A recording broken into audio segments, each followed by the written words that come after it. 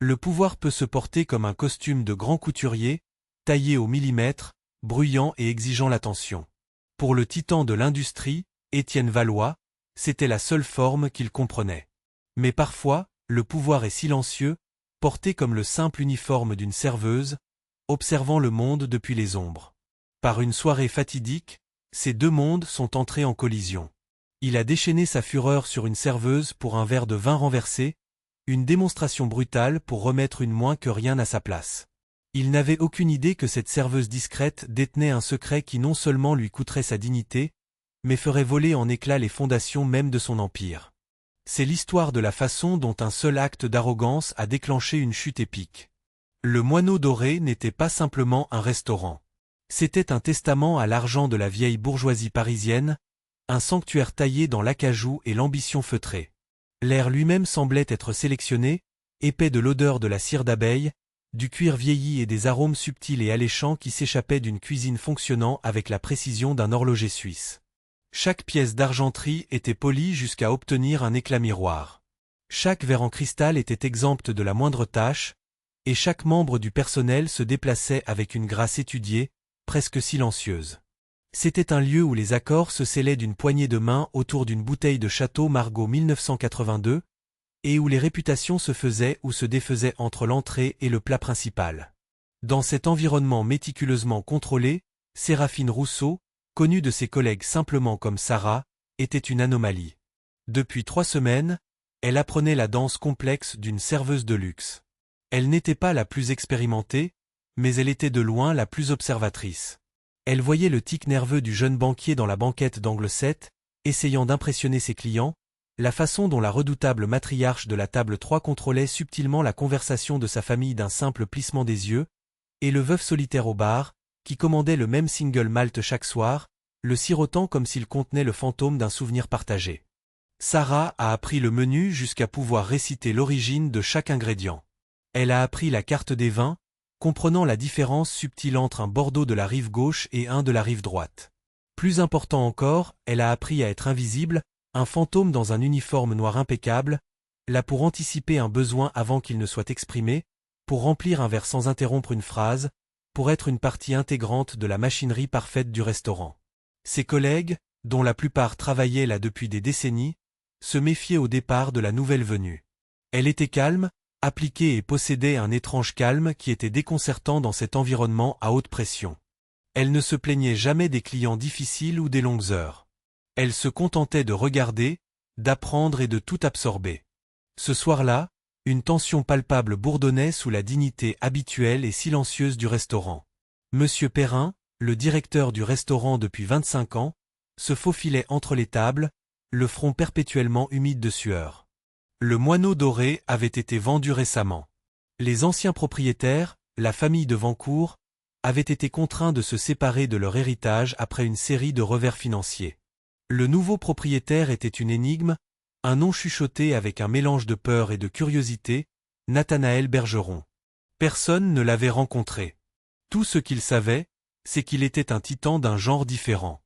De l'argent neuf, un portefeuille qui s'étendait des startups technologiques à l'énergie durable, et une réputation d'être à la fois brillant et non conventionnel.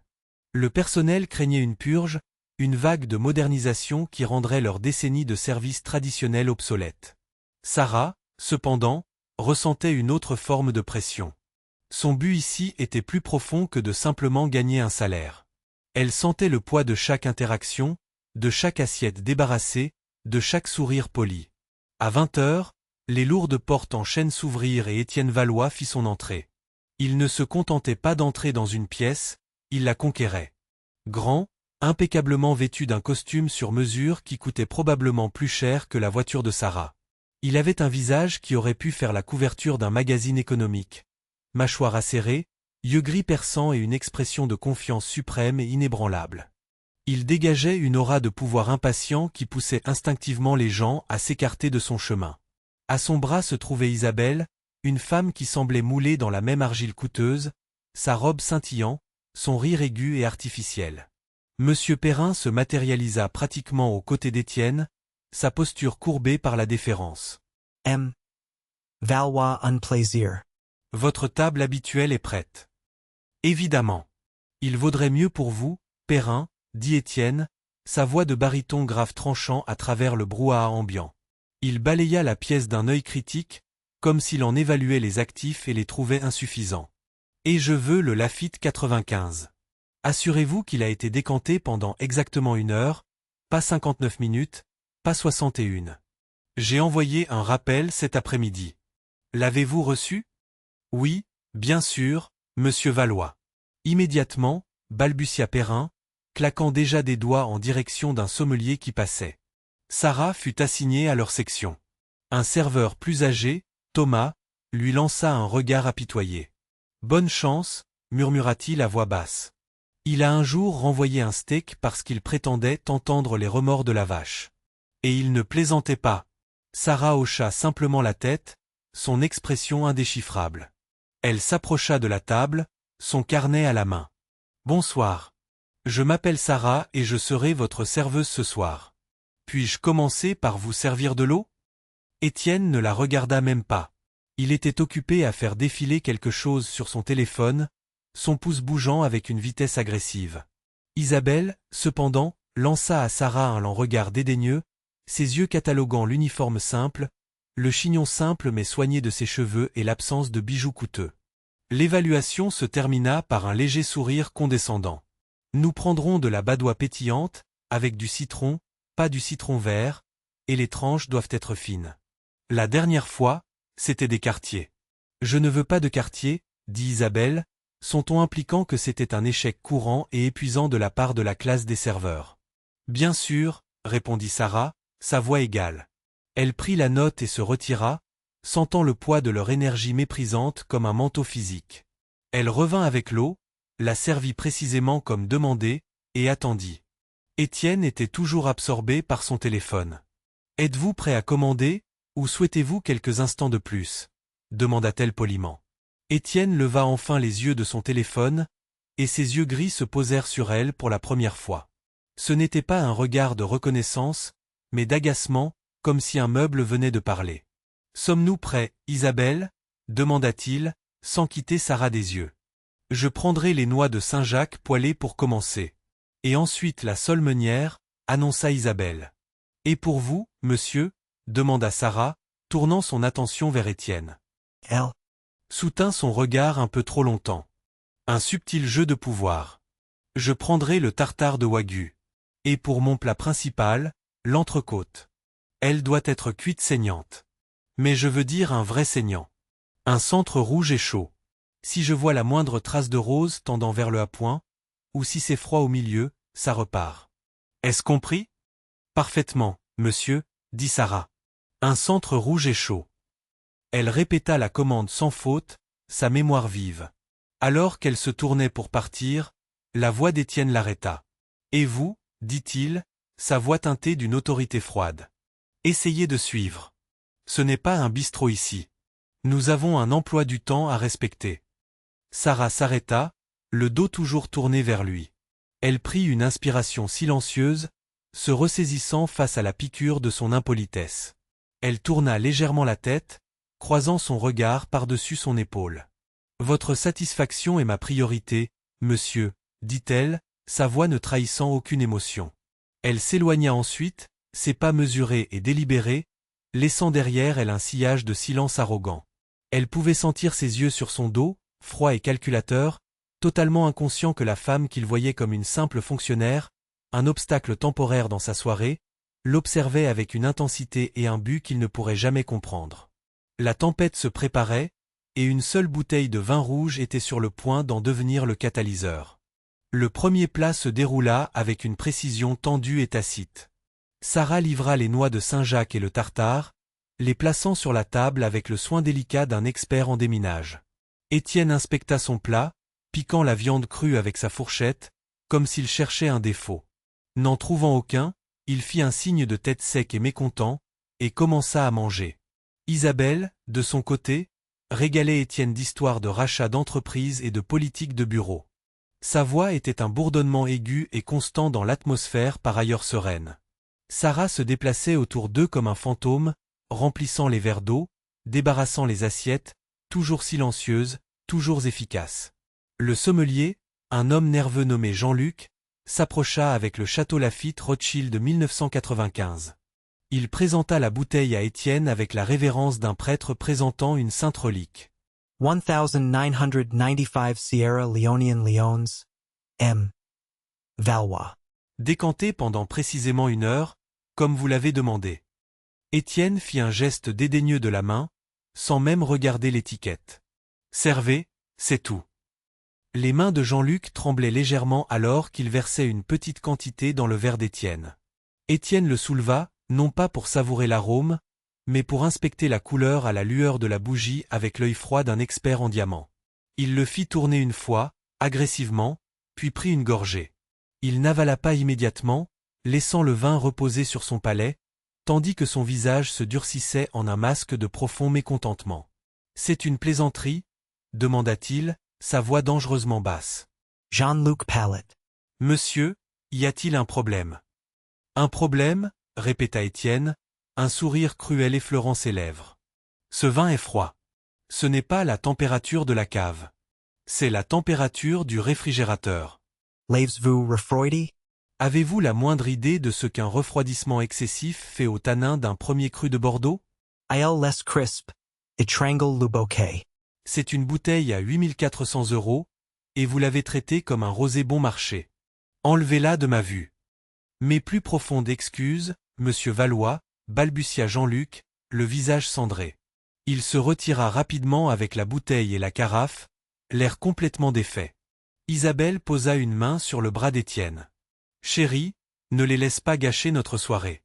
Ils sont juste incompétents. » C'est une question de principe, marmonna Étienne, ses yeux balayant la pièce à la recherche de monsieur Perrin.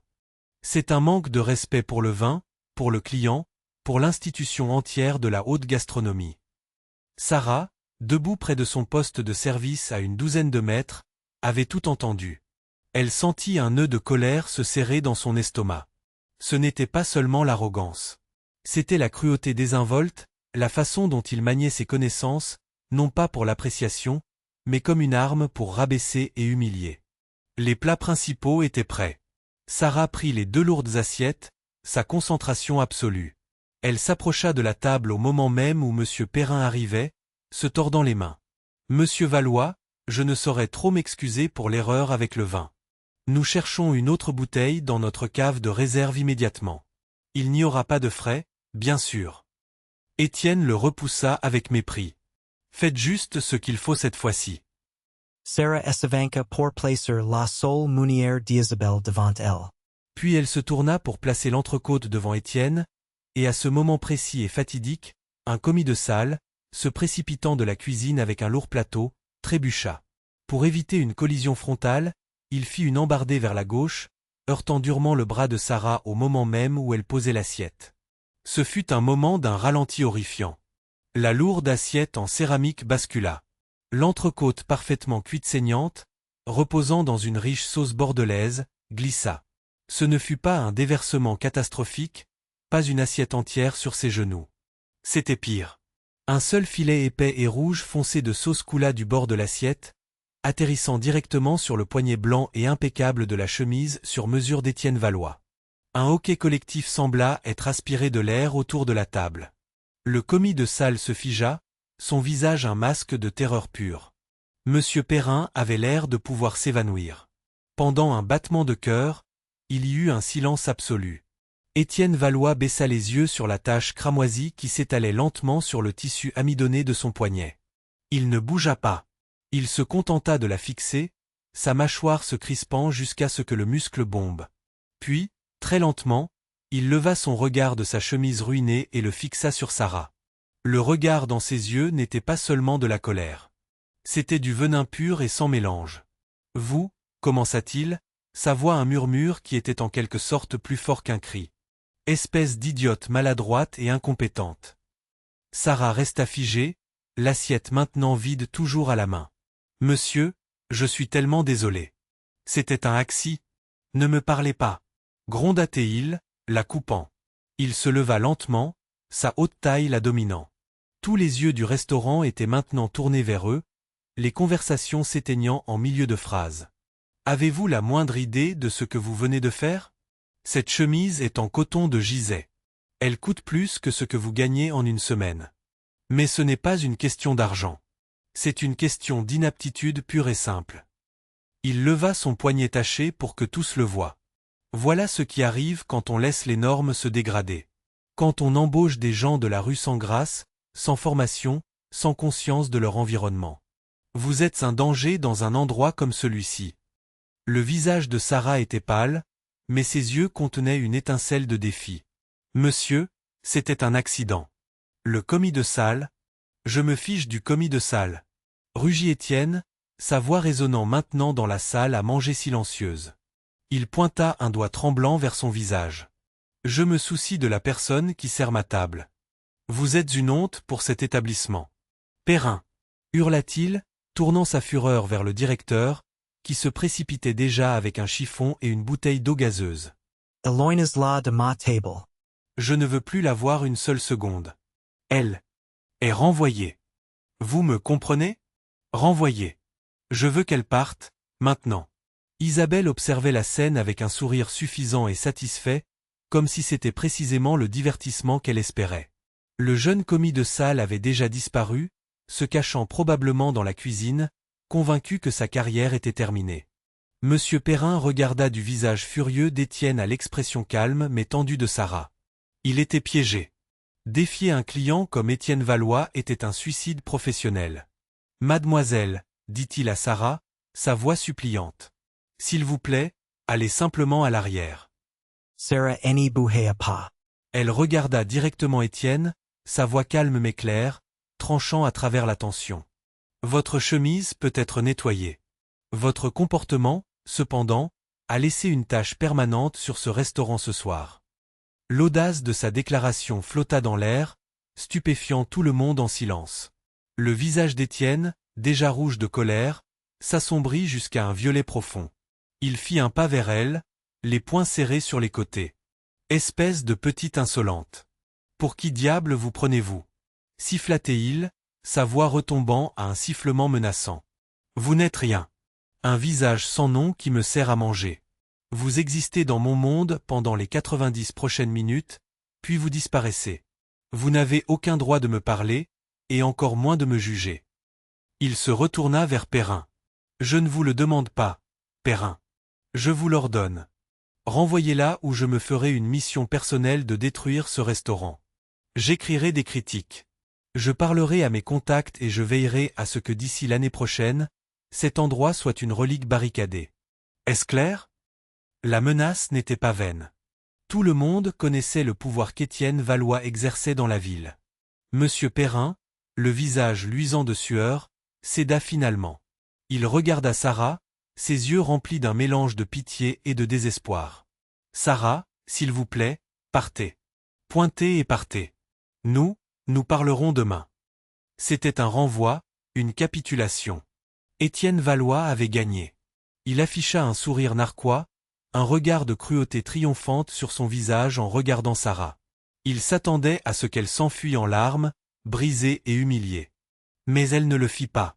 Elle soutint simplement son regard pendant un long moment, une promesse silencieuse passant dans ce regard. Puis, avec une dignité tranquille qui était plus puissante que sa rage, elle posa l'assiette qu'elle tenait encore sur son plateau de service, se tourna et se dirigea vers la cuisine, le dos droit, les palans. Elle n'avait pas l'air vaincue. Elle ressemblait à une reine en exil, renonçant temporairement à son trône, mais avec la ferme intention de revenir le réclamer. Les portes battantes de la cuisine se refermèrent derrière Sarah, étouffant le silence chargé de la salle à manger. À l'intérieur, le chaos habituellement contrôlé des casseroles qui s'entrechoquent et des ordres criés s'était arrêté. Le personnel de cuisine, du chef exécutif au plongeur, avait entendu la tirade d'Étienne. Ils regardèrent Sarah avec un mélange d'admiration et de pitié.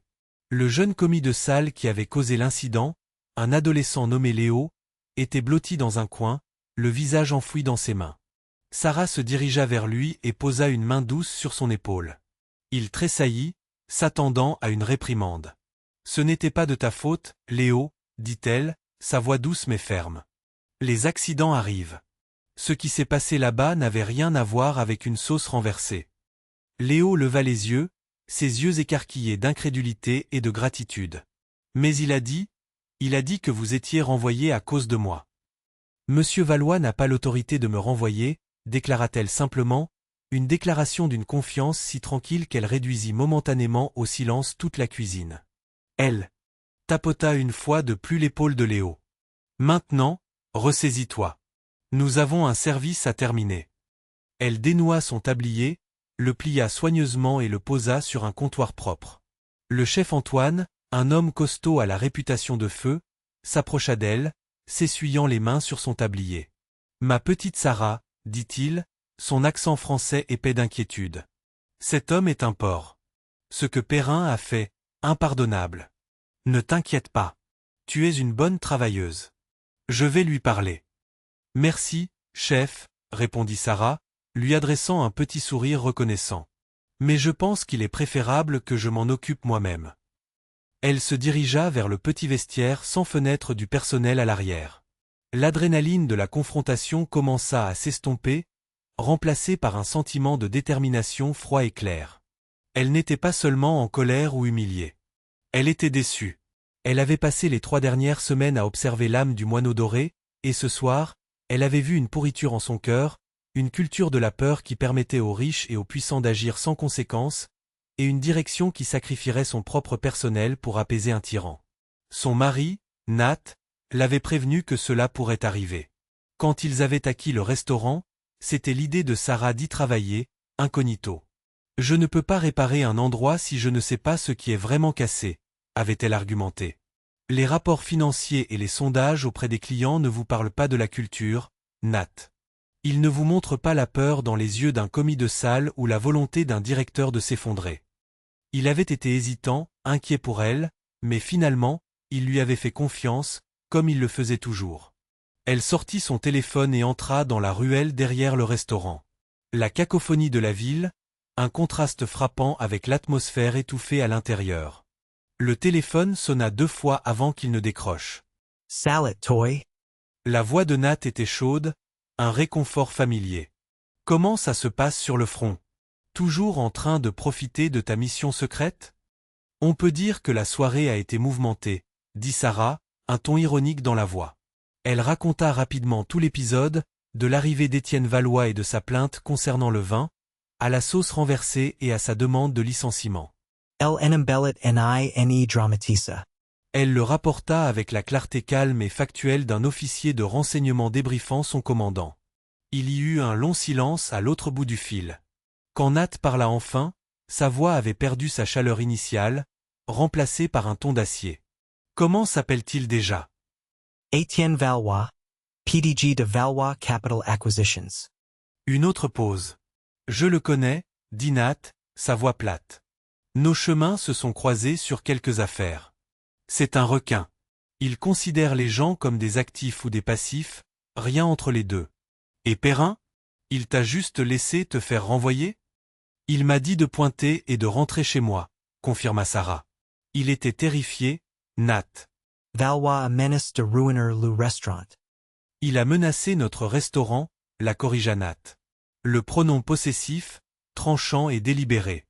Et il a humilié ma femme. Sarah pouvait l'imaginer parfaitement, assis dans son bureau, sa posture détendue disparue, son esprit déjà au travail, reliant les points, formulant une stratégie. C'était un bâtisseur, pas un destructeur comme Valois. Mais quand quelqu'un menaçait ce qu'il aimait, sa réponse était rapide et décisive. « Alors, quel est le prochain mouvement ?» demanda-t-il. Le plan initial était que tu observes encore une semaine avant que nous nous présentions au personnel. Sarah regarda la porte de la cuisine. Elle pouvait entendre les sons étouffés du restaurant reprenant son rythme, mais elle savait que c'était une paix fragile. Le personnel marcherait sur des œufs, et M. Perrin transpirerait à grosses gouttes, se demandant quoi faire d'elle le lendemain. Le plan a changé, dit Sarah, sa voix remplie d'une nouvelle résolution. La phase d'observation est terminée. On ne peut pas réparer une culture de la peur en se cachant dans l'ombre. Il faut allumer les lumières. Toutes. Quand? Demain matin. Convoque une réunion obligatoire de tout le personnel. 9 heures précises. Dis-leur que le nouveau propriétaire sera là pour parler de l'avenir du moineau doré. Étagem Valois demanda Nat, une pointe de ce qui allait arriver dans son ton. Oh, il sera là aussi, dit Sarah, un léger sourire déterminé se dessinant sur ses lèvres. Bien qu'il ne le sache pas encore. Je l'ai recherché plus tôt cette semaine, par simple curiosité, puisqu'il est un habitué si fidèle. Valois Capital essaie d'acheter tout cet îlot pour un redéveloppement depuis 6 mois. Le Moineau Doré, saoulé de Vancourt, était le dernier bastion.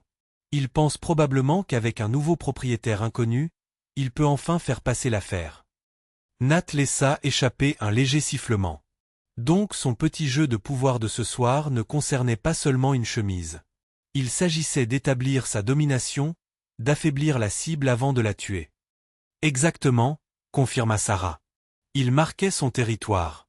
Il a juste choisi la mauvaise personne pour le marquer. Envoie-lui une invitation, Nat. De ta part. Une réunion urgente pour discuter d'une opportunité immobilière mutuellement bénéfique. Fixe-la à 9h30, au restaurant. Un lent sourire approbateur était évident dans la voix de Nat. Je vois que tu ne te contentes pas d'allumer les lumières, n'est-ce pas? Tu prépares une scène. Le Moineau Doré a toujours été un théâtre, répondit Sarah, ses yeux brillant dans la faible lumière de la ruelle. Il est temps qu'une nouvelle pièce commence. Et cette fois, c'est nous qui écrivons le scénario. Elle termina l'appel, sentant les derniers vestiges de son personnage de serveuse s'évanouir. L'uniforme ressemblait maintenant à un costume. Elle retourna à l'intérieur, passa devant le personnel de cuisine toujours nerveux, et se rendit à son casier. Elle troqua son uniforme contre ses propres vêtements, un simple jean et un pull. Pourtant, elle les portait avec une autorité qui était absente auparavant. En sortant par la porte de derrière et en entrant dans l'air frais de la nuit, elle ne regarda pas en arrière. L'ère de la serveuse invisible était terminée. Demain, Séraphine Bergeron, copropriétaire du Moineau Doré, ferait ses débuts. Le bureau de Nathanaël Bergeron, au 54e étage de la tour Bergeron, était l'antithèse du monde d'Étienne Valois. Là où l'esthétique de Valois était froide, aux arêtes vives et ostentatoires tout en chrome, marbre noir et vert, celle de Nat était un sanctuaire de bois chaud, d'éclairage doux et de fauteuils en cuir confortable et bien usés. Les murs étaient tapissés non pas de récompenses ou de couvertures de magazines encadrés, mais de plans architecturaux de ses projets. Un centre communautaire durable dans un quartier à faible revenu, une bibliothèque publique ultramoderne, un parc construit sur un terrain industriel réhabilité. Une immense baille vitrée offrait une vue divine sur la ville, mais Nat s'asseyait souvent dos à elle, préférant les plans à échelle humaine sur son bureau. C'était un homme dont le pouvoir était silencieux. Il n'avait pas besoin d'élever la voix car quand il parlait, les gens écoutaient. Il inspirait la loyauté, non par la peur, mais par le respect et une vision partagée. Après l'appel avec Sarah, il resta assis dans le silence de son bureau pendant un long moment, les lumières de la ville scintillant en bas comme une galaxie déchue. Il n'était pas seulement en colère. Il était offensé à un niveau fondamental. Lui et Sarah avaient bâti leur vie et leurs entreprises sur un principe simple. Valoriser la personne, pas le poste. Du concierge à l'ingénieur en chef, tout le monde avait un nom, une histoire et une valeur intrinsèque. La vision du monde d'Étienne Valois était une agression directe contre ce principe. Il imagina Sarah, debout dans son simple uniforme, absorbant le vitriol d'un homme qui la voyait comme moins qu'humaine. Il sentit une vague de fureur protectrice, mais il la maîtrisa rapidement. La rage était l'outil de Valois. Elle était maladroite et imprécise. Les outils de Nat étaient la stratégie, la patience et l'application minutieuse de l'effet de levier. Il décrocha le téléphone et composa le numéro de son assistante, une femme d'un calme surnaturel nommée Catherine. « Catherine, j'ai besoin de 2 choses, dit-il, sa voix égale. Premièrement, rédiger un courriel au directeur général du Moineau Doré, un certain monsieur Perrin. Informez-le d'une réunion obligatoire de tout le personnel demain matin à 9h, dans la salle à manger principale. Je serai là pour me présenter comme le nouveau propriétaire et discuter de ma vision pour l'avenir du restaurant. »« Oui, monsieur Bergeron, » répondit Catherine, sa frappe audible en arrière-plan. « Deuxièmement, j'ai besoin que vous contactiez le bureau d'Étienne Valois chez Valois Capital Acquisition. Organisez une réunion pour moi avec lui demain, à 9h30. Le lieu sera le Moineau Doré. Dites à son assistant qu'il s'agit de l'acquisition de l'immeuble qu'il poursuit. Utilisez l'expression « une proposition urgente et très lucrative ». Valois ne peut pas résister à un tel appât. Considérez que c'est fait. Y aura-t-il autre chose? Juste une dernière chose. Apportez-moi notre dossier complet sur l'affaire immobilière de Valois Capital pour cet îlot.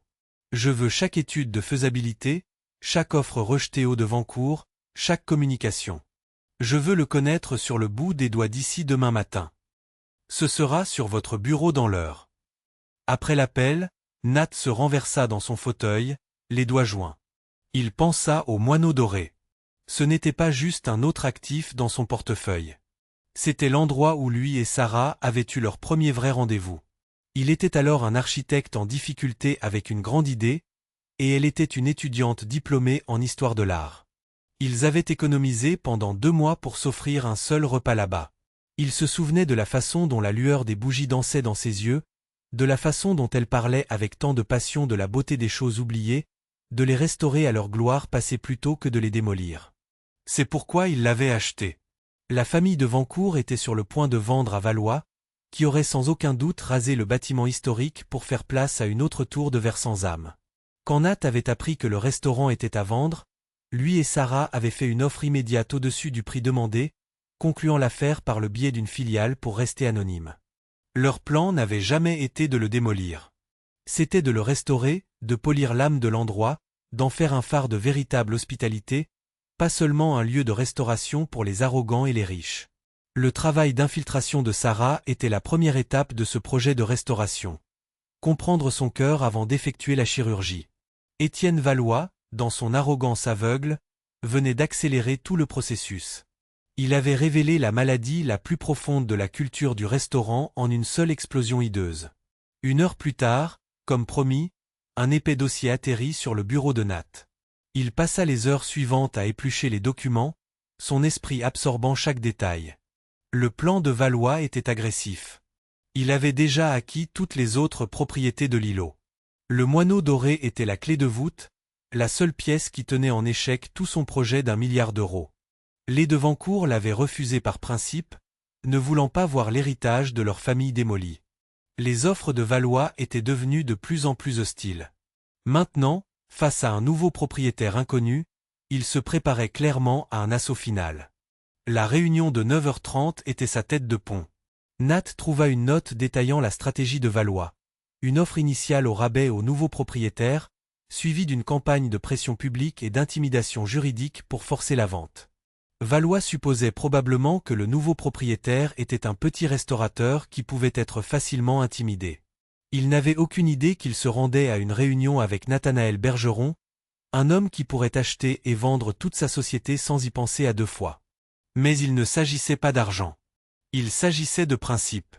Il s'agissait du regard de peur dans les yeux d'un commis de salle, de la lâcheté d'un directeur et de l'humiliation imméritée de la femme qu'il aimait. Alors que les premières lueurs de l'aube commençaient à zébrer le ciel, Nat ferma le dossier. Il connaissait la stratégie de Valois, ses motivations, ses vulnérabilités. Il avait son propre plan prêt. La scène dont Sarah avait parlé était prête. Les acteurs étaient assemblés. Il ne restait plus qu'à lever le rideau. Il prit son téléphone et envoya un simple texto à sa femme. « On se voit au théâtre. Je t'ai gardé une place au premier rang. » Le lendemain matin, à 8h50 précise, Étienne Valois entra d'un pas rapide dans la salle du conseil d'administration de Valois Capital Acquisition. La pièce était un monument à son ego. Une seule dalle massive d'obsidienne polie servait de table de conférence. Les chaises étaient en cuir et chrome austère. La seule œuvre d'art au mur était un graphique stylisé et encadré montrant la trajectoire ascendante agressive du cours de l'action de sa société. Ses cadres supérieurs, déjà assemblés, se redressèrent sur leurs chaises à son entrée. « Rapport » ordonna-t-il, prenant place au bout de la table sans même un bonjour. Un par un, ils détaillèrent leur victoire. Une OPA hostile sur une entreprise rivale était sur le point d'être finalisée. Un portefeuille d'actifs en difficulté avait été acquis pour une bouchée de pain et était en cours de démantèlement. Étienne écoutait, son expression un mélange d'ennui et d'impatience. C'était la routine. Le frisson de la chasse avait disparu. « Et le projet de l'îlot Marceau ?» demanda-t-il, coupant un vice-président en pleine phrase. « Qu'en est-il du moineau doré ?» Un jeune cadre, désireux de l'impressionner, prit la parole. Monsieur, comme vous le savez, les de Vancourt ont finalement vendu. Le nouveau propriétaire est un inconnu, opérant à travers une société écran appelée Bergeron Hospitality. Nous avons eu du mal à percer le voile corporatif, mais nos analystes suggèrent qu'il s'agit probablement d'un petit opérateur indépendant. Un chef propriétaire, peut-être. Étienne eut un sourire narquois. Un chef? Bien. Ce sont des artistes. Sentimentaux, faciles à briser. Il se pencha en arrière, une lueur prédatrice dans les yeux. J'ai dîné là-bas hier soir. L'endroit s'endort sur ses lauriers. Vieux jeu. Le personnel est incompétent. La direction est faible. Une cible parfaite. Son conseiller juridique principal, un homme nommé Gérard, s'éclaircit la gorge. Nous avons reçu une communication du nouveau propriétaire ce matin, monsieur. Il a demandé une réunion aujourd'hui grecque, à 9h30. Etienne hausa un sorsal. Sitôt? Il est impatient. Quel est son angle? Il l'a décrite comme une proposition urgente et très lucrative, lut Gérard sur sa tablette. Un petit rire rauque gronda dans la poitrine d'Étienne. Il essaie de jouer les durs. Le petit chef pense qu'il peut me faire peur pour obtenir une offre plus élevée. Pathétique. Il tapota ses doigts sur la table d'obsidienne. Le son ressemblait à de la glace qui se fissure. J'étais là hier soir. J'ai fait sentir ma présence. J'ai flanqué une peur bleue au directeur à cause d'une serveuse maladroite. À l'heure qu'il est, le nouveau propriétaire a entendu l'histoire. Il sait à qui il a affaire. Cette réunion est son drapeau blanc. I'll regarda sa table. Gérard, vous viendrez avec moi. Nous entrons. Je fais une offre ferme et non négociable, 20% en dessous de notre dernière offre au Devancourt. Je lui raconterai une histoire larmoyante sur le prestige déclinant de l'emplacement, le coût des rénovations. Quand il protestera, nous lui rappellerons la pression juridique et financière que nous pouvons exercer. Nous lui ferons signer les papiers avant le déjeuner. I'll se leva. Signalant la fin de la réunion. En se dirigeant vers la porte, il s'arrêta pour ajuster le poignet de sa chemise fraîche, d'un blanc immaculé et brillant. Oh, et Gérard, ajouta-t-il, un sourire cruel effleurant ses lèvres. Rappelez-moi d'obtenir le nom de cette serveuse que j'ai fait renvoyer hier soir. Je pourrais lui envoyer un panier cadeau en guise de remerciement pour avoir rendu mon travail de ce matin si facile. De l'autre côté de la ville, dans la cuisine confortable de leur hôtel particulier, Nat et Sarah Bergeron tenaient une réunion matinale d'un tout autre genre. L'air sentait le café fraîchement moulu et la brioche grillée. Il n'y avait pas de cadre, pas de table en obsidienne. C'étaient juste deux, assis l'un en face de l'autre à une table en bois rustique. Sarah était vêtue d'une robe bleu marine simple mais élégante. La serveuse de la veille avait disparu, remplacée par une femme qui dégageait une confiance calme et inébranlable. Elle énumérait les noms et les personnalités du personnel avec lequel elle avait travaillé. Thomas, le serveur vétéran cynique mais décent. Maria, l'hôtesse bienveillante qui se souvenait du nom de chaque habitué. Léo, le jeune commis de salle terrifié. Ce sont de bonnes personnes, Nat, dit-elle en remuant son café. Ils sont juste usés par une culture qui leur a appris que le client a toujours raison, même quand le client est un monstre. Perrin n'est pas un homme mauvais. C'est un homme faible. Il a tellement peur de perdre l'histoire de l'endroit qu'il a laissé son âme se corroder. Nat écoutait attentivement, hochant la tête.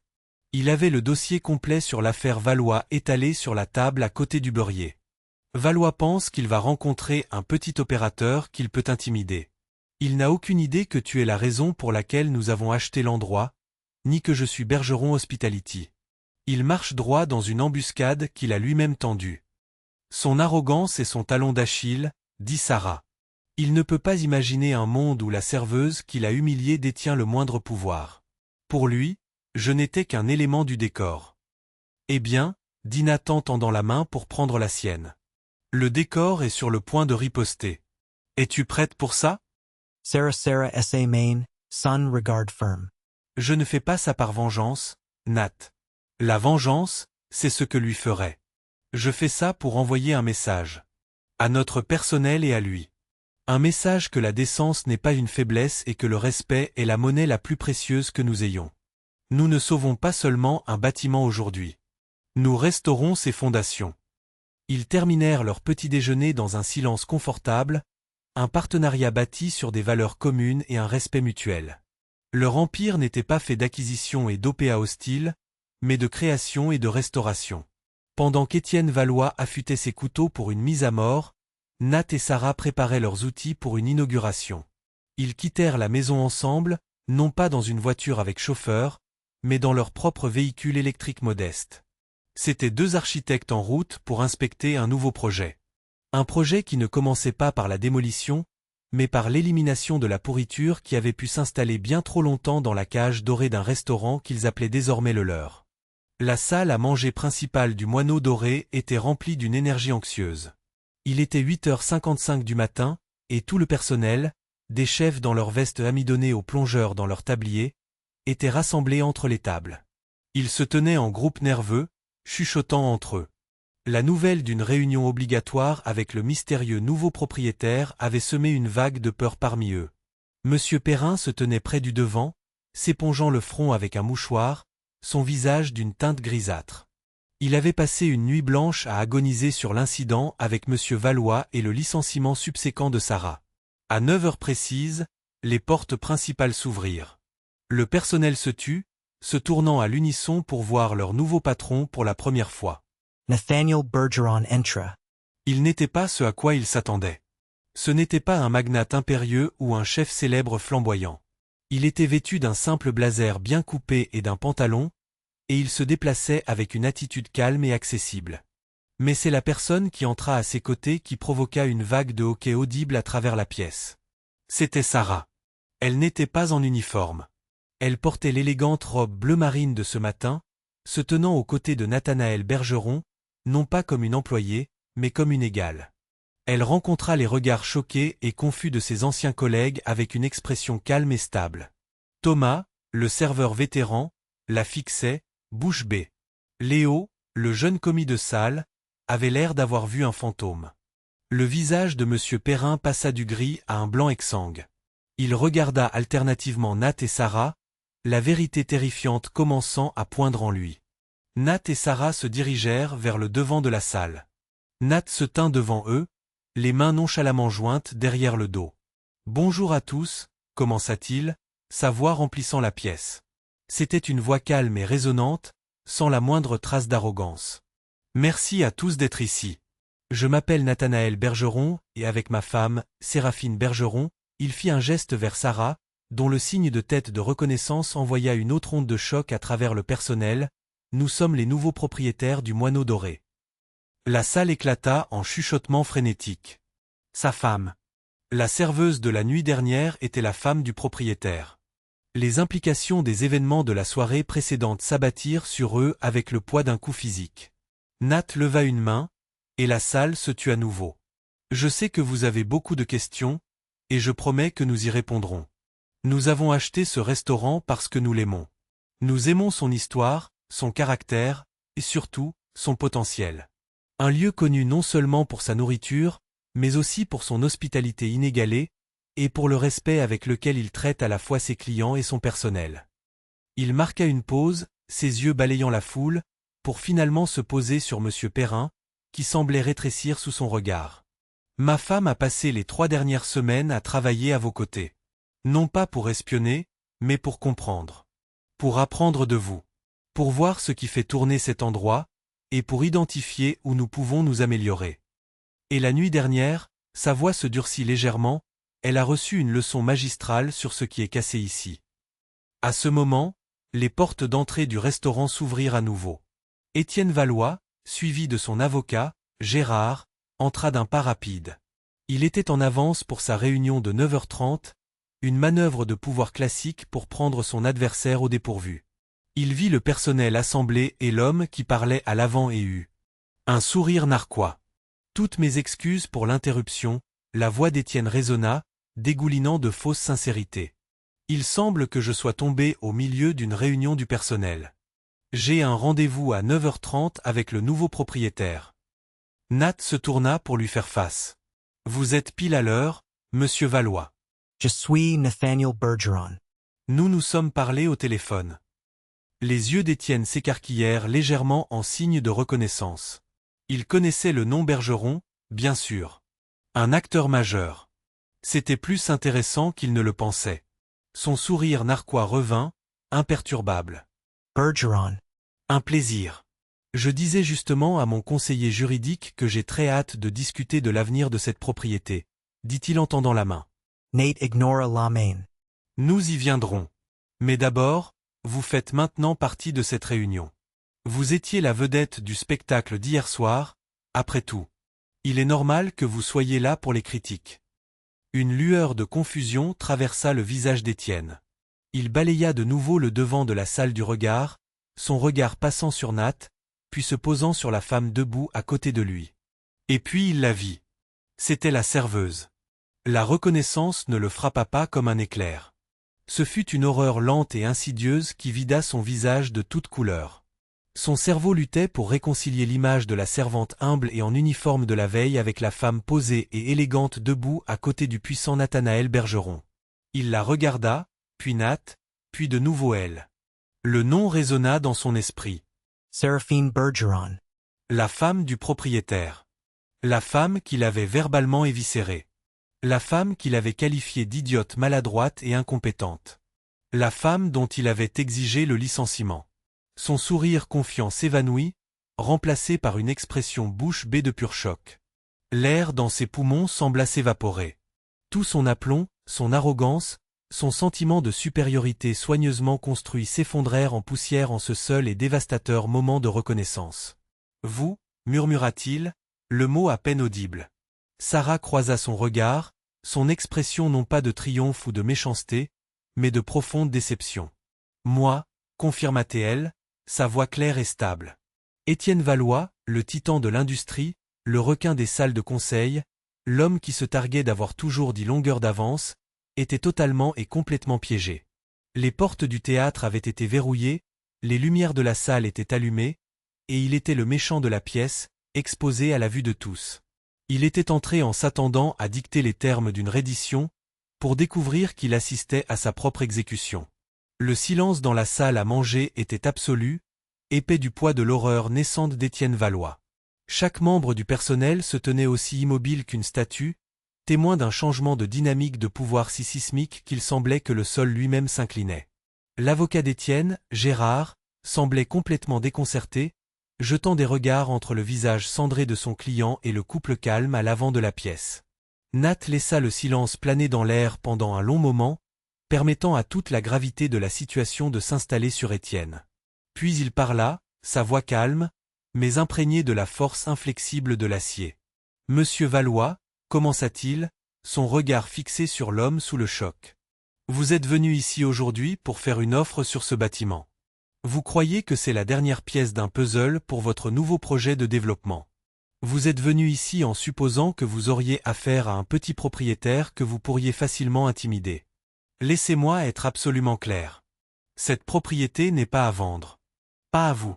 Jamais. » Il fit un pas en avant, sa concentration inébranlable. « Mais vos ambitions immobilières ne sont pas la raison pour laquelle nous sommes ici. Nous sommes ici à cause de ce qui s'est passé dans cette pièce la nuit dernière. Vous voyez, ma femme et moi croyons que le fondement de toute entreprise prospère est le respect. C'est un concept simple, mais que vous semblez avoir profondément du mal à saisir. » Il tourna son attention vers le personnel assemblé. « La nuit dernière, l'un d'entre vous a été publiquement humilié, verbalement agressé et renvoyé à tort. Non pas à cause d'une erreur, mais pour satisfaire l'ego d'un tyran. L'erreur elle-même, un simple déversement accidentel, était triviale. La réaction à celle-ci ne l'était pas. Ses yeux trouvèrent Léo, le jeune commis de salle qui regardait avec des yeux écarquillés et terrifiés. « Léo, avancez-vous. » Léo hésita, puis s'avança nerveusement vers l'avant. « Léo, » dit Nat avec bienveillance, « la nuit dernière n'était pas de votre faute. Vous êtes un membre précieux de cette équipe. À partir de maintenant, sachez que la direction de ce restaurant vous soutiendra toujours.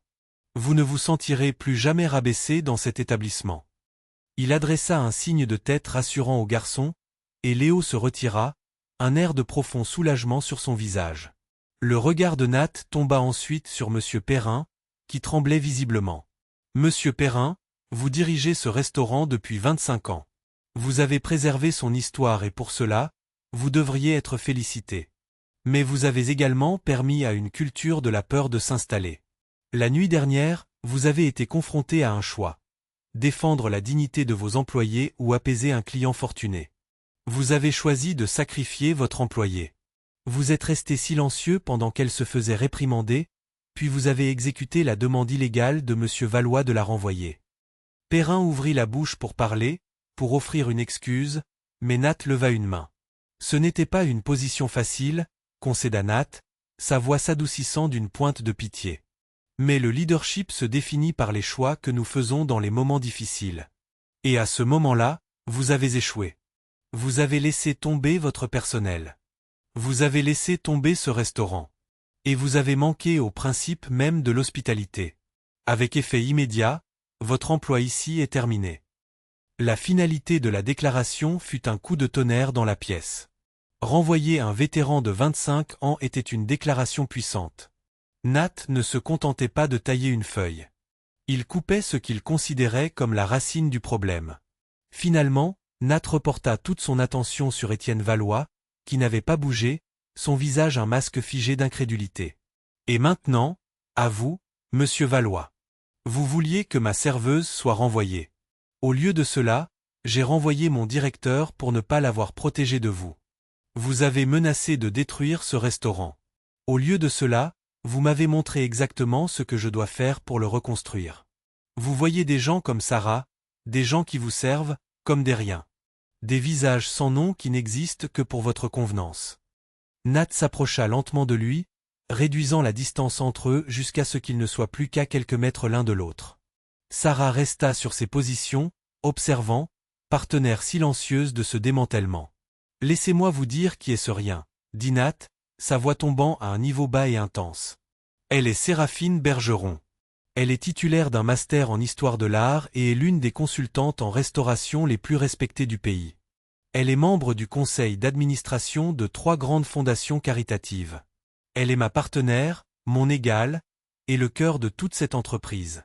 Cette femme que vous avez qualifiée d'incompétente et sans grâce possède plus d'intégrité, d'intelligence et de grâce dans son petit doigt que vous n'en avez dans tout votre être. Chaque mot était un coup de marteau sur l'ego brisé d'Étienne. Il était publiquement disséqué, son arrogance mise à nu à la vue de tous. Votre offre pour ce bâtiment est rejetée, continua Nat, sa voix résonnant de finalité. Votre statut de client de ce restaurant est révoqué. Vous n'êtes plus le bienvenu ici. Et je vous conseillerais de reconsidérer votre façon de faire des affaires, car le monde est plus petit que vous ne le pensez, et on ne sait jamais à qui on parle. Nat recula, se tenant de nouveau aux côtés de sa femme. Le message était clair. Le jugement était terminé. Étienne Valois resta là un instant de plus, son visage un maelstrom d'humiliation et de fureur. Il regarda Sarah, cherchant un soupçon de triomphe, de jubilation, mais il n'en trouva aucun. Il ne trouva qu'un regard calme et stable qui n'offrait ni quartier ni satisfaction. C'était le regard d'un juge qui avait déjà rendu sa sentence. Sans un autre mot, il tourna les talons et sortit du restaurant à grandes enjambées, son avocat se dépêchant derrière lui. Les lourdes portes en chêne se refermèrent, laissant derrière elle une salle remplie d'un personnel stupéfait et l'aube d'une nouvelle ère. Sarah s'avança enfin, s'adressant à l'équipe pour la première fois en tant que nouvelle propriétaire. « Je m'appelle Séraphine Bergeron », commença-t-elle, sa voix chaude mais ferme. « Ce dont vous êtes témoin aujourd'hui est la fin de l'ancienne façon de faire les choses. À partir de ce moment, le Moineau Doré sera un lieu fondé sur le respect mutuel. Nous serons une équipe. Nous nous soutiendrons les uns les autres. Et nous fournirons le meilleur service de cette ville. Non pas parce que nous avons peur de nos clients, mais parce que nous sommes fiers de notre métier. Le travail de reconstruction commence aujourd'hui, et je suis honoré de le faire avec vous tous. » Un applaudissement timide, puis croissant, remplit la pièce. Pour la première fois depuis longtemps, l'air du Moineau Doré n'était pas rempli de peur ou de tension, mais d'un sentiment d'espoir fragile mais puissant. La cage dorée était brisée, et ses habitants étaient enfin libres de voler. En fin de compte, ce n'était pas seulement une histoire d'erreur sur la personne. C'était une histoire sur la vraie nature de la force. Étienne Valois croyait que la force était bruyante, agressive et bâtie sur la peur des autres. Il a appris de la manière la plus publique et la plus humiliante possible qu'il avait tort. La vraie force est souvent silencieuse. C'est la dignité d'une serveuse qui tient bon.